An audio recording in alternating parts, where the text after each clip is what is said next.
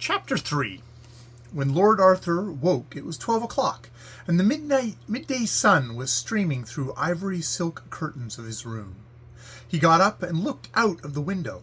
A dim haze of heat was hanging over the great city, and the roofs of the houses were like dull silver.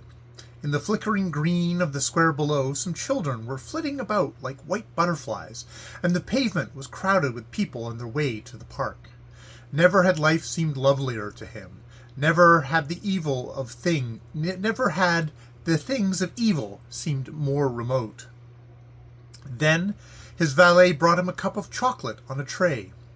After he drunk it, he drew aside a heavy portraiture of peach-colored plush and passed into the bathroom. The light stole softly from above, through thin slabs of transparent onyx, and the water in the marble tank glimmered like a moonstone. He plunged hastily in, till the cool ripples touched throat and hair, and then dipped his head right under, as though he would have wiped away the stain of some shameful memory. When he stepped out, he felt almost at peace. The exquisite physical conditions of the moment had dominated him, as indeed often happens in the case of very finely wrought natures, for the senses, like fire, can purify as well as destroy. After breakfast, he flung himself down on a divan and lit a cigarette. On the mantel shelf, framed in dainty old brocade, stood a large photograph of Sybil Merton, as he had seen her first at Lady Noel's ball. The small, exquisitely shaped head drooped slightly to one side, as though the thin, reed-like throat could hardly bear the burden of so much beauty. The lips were slightly parted, and seemed made for sweet music, and all the tender purity of girlhood looked out in wonder from the dreaming eyes. With her soft, clinging dress of crêpe de chine, and her large, leaf-shaped fan, she looked like one of those delicate little figures men find in olive woods near Tanagra. And there was a touch of Greek grace in her pose and attitude. Yet she was not petite. She was simply perfectly proportioned, a rare thing in an age when so many women are either over life-size or insignificant. Now as Lord Arthur looked at her, he was filled with the terrible pity that is born of love. He felt that to marry her, with the doom of murder hanging over his head, would be a betrayal like that of Judas, a sin worse than any the Borgia had ever dreamed of. What happiness could there be for them, when at any moment he might be called upon to carry out the awful prophecy written in his hand? What manner of life would be theirs while fate still held this fearful fortune in the scales? The marriage must be postponed at all costs. Of this he was quite resolved. Ardently, though he loved the girl, and the mere touch of her fingers, when they sat together, made each nerve of his body thrill with exquisite joy, he recognized none the less clearly where his duty lay, and was fully conscious of the fact that he had no right to marry until he had committed the murder. This done, he could stand before the altar with Sybil Merton, and give his life into her hands without terror of wrongdoing. This done, he could take her to his arms, knowing that she would never have to blush for him, never have to hang her head in shame. But done it must be first, and the sooner the better for both. Many men in his position would have preferred the primrose path of dalliance to the steep heights of duty, but Lord Arthur was too conscientious to set pleasure above principle. There was more than mere passion in his love, and Sybil was to him a symbol of all that is good and noble. For a moment he had a natural repugnance against what he was asked to do, but it soon passed away. His heart told him that it was not a sin, but a sacrifice. His reason reminded him that there was no other open course. He had to choose between living for himself and living for others, and terrible though the task laid upon him undoubtedly was, yet he knew that he must not suffer selfishness to triumph over love. Sooner or later, we are all called upon to decide on the same issue. Of us all, the same question is asked. To Lord Arthur, it came early in life, before his nature had been spoiled by the calculating cynicism of middle age, or his heart corroded by the shallow, fashionable egotism of our day, and he felt no hesitation about doing his duty. Fortunately also, for him, he was no mere dreamer or idle dilettante. Had he been so, he would have hesitated, like Hamlet, and let irresolution mar his purpose. But he was essentially practical. Life to him meant action rather than thought. He had that rarest of all things, common sense. The wild, turbid feelings of the previous night had by this time completely passed away, and it was almost with a sense of shame that he looked back upon his mad wanderings from street to street, his fierce emotional agony. The very sincerity of his sufferings made them seem unreal to him now. He wondered how he could have been so foolish as to rant and rave about the inevitable. The only question that seemed to trouble him was whom to make it away with, for he was not blind to the fact that murder, like the religion of the pagan world, requires a victim as well as a priest. Not being a genius, he had no enemies, and indeed he felt that this was not the time for the gratification of any personal pique or dislike, the mission in which he was engaged being one of great and grave solemnity. He accordingly made out a list of his friends and relatives on a sheet of notepaper, and after careful consideration decided in favor of Lady Clementine Beauchamp, a dear old lady who lived in Curzon Street, and was his own second cousin by his mother's side. He had always been very fond of Lady Clem, as everyone called her, and as he was very wealthy himself, having come into all Lord Rugby's property when he came of age, there was no possibility of him deriving any vulgar monetary advantage by her death. In fact, the more he thought over the matter, the more she seemed to him to be just the right person, and, feeling that any delay would be unfair to Sybil, he determined to make his arrangements at once. The first thing to be done was, of course, to settle with the Chromantitis, so he sat down at a small Sheraton writing table that stood near the window, drew a cheque for £105, payable to the order of Mr. Stephanus Podgers, and, enclosing it in an envelope, told his valet to take it to West Moon Street. He then telephoned to the stables for his hansom and dressed to go out. As he was leaving the room, he looked back at Sybil Merton's photograph, and swore that, come what may, he would never let her know what he was doing for her sake, but would keep the secret of his self-sacrifice hidden always in his heart. On his way to the Buckingham, he stopped at the florist and sent Sybil a beautiful basket of narcissus, with lovely white petals and staring pheasant eyes, and on arriving at the club went straight to the library and rang the bell, and ordered the waiter to bring him a lemon and soda, and a book on toxicology. He had fully decided that poison was the best means to adopt in this troublesome business. Anything like personal violence was extremely distasteful to him, and besides, he was very anxious not to murder Lady Clementina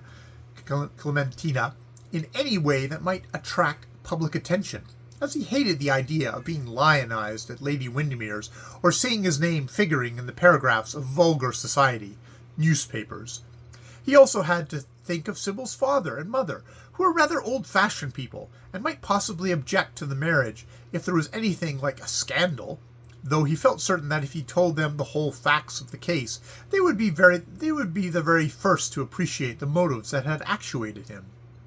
He had every reason, then, to decide in favor of poison. It was safe, sure, and quiet, and did away with any necessity for painful scenes, to which, like most Englishmen, he had a rooted objection.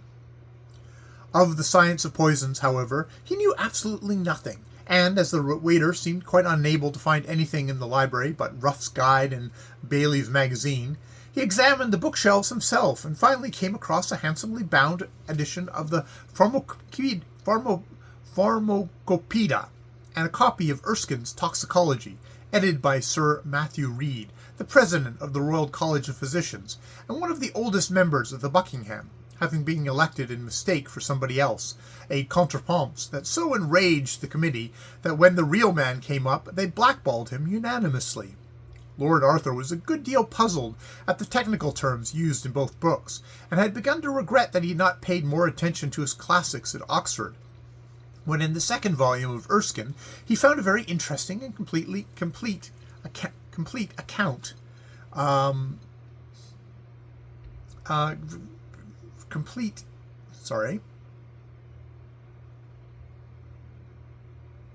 when in the second volume of Erskine he found a very interesting and complete account of the properties of aconitine, written in fairly clear English. It seemed to him to be exactly the poison he wanted. It was swift, indeed, almost immediate in its effects, perfectly painless, and when taken in the form of gelatine capsule, the mode recommended by Sir Matthew, not by any means unpalatable. He accommodately made a note upon his shirt cuff in the amount necessary for a fatal dose, put the books back in their places, and strolled up St. James Street to Pestle and Humby's, the great chemists. Mr. Pestle, who always attended personally on the aristocracy, was a good deal surprised at the order, and in a very deferential manner murmured something about a medical certificate being necessary. However, as soon as Lord Arthur explained to him that it was for a large Norwegian mastiff he was obliged to get rid of, as it showed signs of incipient rabies, and had already bitten the coachman twice in the calf of the leg, he expressed himself as being perfectly satisfied, complimented Lord Arthur on his wonderful knowledge of toxicology, and had the prescription made up immediately. Lord Arthur put the capsule into a pretty little silver bonniere, and saw in the shop window in Bond Street. He threw away Pestle and Humby's ugly pill-box, and drove off at once to Lady Clementina's. "Well, Monsieur le Mauve Sujet," cried the old lady, as he entered the room, "why haven't you been to see me all this time?" "My dear Lady Clem, I never have a moment to myself," said Lord Arthur, smiling. "I suppose you mean that you can go about all day long with Miss Sybil Merton, buying chiffons and talking nonsense? I cannot understand why people make such a fuss about being married. In my day we never dreamed of billing and cooing in public, or in private for that matter." "I assure you I have not seen Sybil for 24 hours, Lady Clem. As far as I can make out, she belongs entirely to her milliners." "Of course, that is the only reason you come to see an ugly old woman like myself. I wonder you men don't take a warning. En fait de les faux pour moi, and here I am, a poor rheumatic creature, with a false front and a bad temper. Why, if it were not for dear Lady Jensen, who sends me all the worst French novels she can find, I don't think I could get through the day. Doctors are no use at all, except to get fees out of one. They can't even cure my heartburn." "I have brought a cure for that, Lady Clem," Lord Arthur said gravely. "It is a wonderful thing, invented by an American." "I don't think I like American inventions, Arthur. I am quite sure I don't. I read some American novels lately, and they were quite nonsensical." "Oh, but this is no nonsense at all about this, Lady Clem. I assure you it is a perfect cure. You must promise to try it." And Lord Arthur brought the little box out of his pocket and handed it to her. "Well, the box is charming, Arthur. Is it really a present? That is very sweet of you. And it is wonderful. Is it wonderful medicine? It looks like a bonbon. I'll take it at once." "Good heavens, Lady Clem," cried Lord Arthur, catching hold of her hand. "You mustn't do anything of the kind. It's a homeopath medicine. If you take it without having heartburn, it might do no end of harm. Wait till you have an attack and take it then. You will be astonished at the result." "I should like to take it now," said Lady Clementina, holding up to the light the little transparent capsule with its floating bubble of liquid aconite. "I'm sure it is delicious. The fact is that, though I hate doctors, I love medicines. However, I'll keep it to my next attack." "And when will that be?" asked Lord Arthur eagerly. "Will it be soon?" "I hope not for a week. I had a very bad time yesterday morning with it, but one never knows." "Are you sure you to have one before the end of the month, then, Lady Clem?" "I'm afraid so. But how sympathetic you are today, Arthur. Really, Sybil has done you a great deal of good. And now you must run away, for I am dining with some very dull people who won't talk scandal, and I know that if I don't get my sleep now, I shall never be able to keep awake during dinner. Goodbye, Arthur. Give my love to Sybil, and thank you so much for the American medicine." "You won't forget to take it, Lady Clem, will you?" said Lord Arthur, rising from his seat. "Of course I won't, you silly boy. I think it is most kind of you to think of me, and I shall write and tell you if I want any more." Lord Arthur left the house in high spirits, and with a feeling of immense relief.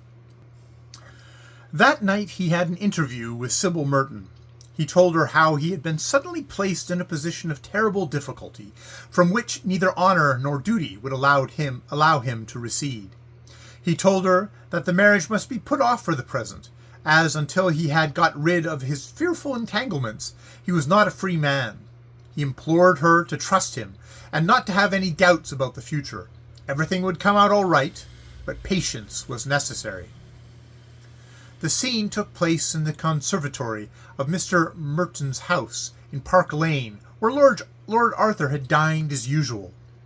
Sybil had never seemed more happy, and for a moment Lord Arthur had been tempted to play the coward's part, to write to Lady Clementina for the pill, and to let the marriage go on as if there was no such person as Mr. Podgers in the world. His better nature, however, soon asserted itself, and even when Sybil flung herself weeping into his arms, he did not falter. The beauty that stirred his senses had touched his conscience also.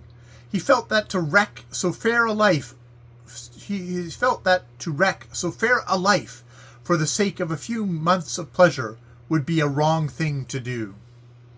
He stayed with Sybil till nearly midnight, comforting her and being comforted in turn, and early the next morning he left for Venice, after writing a manly, firm letter to Mr. Merton about the necessary postponement of the marriage. End of chapter 3.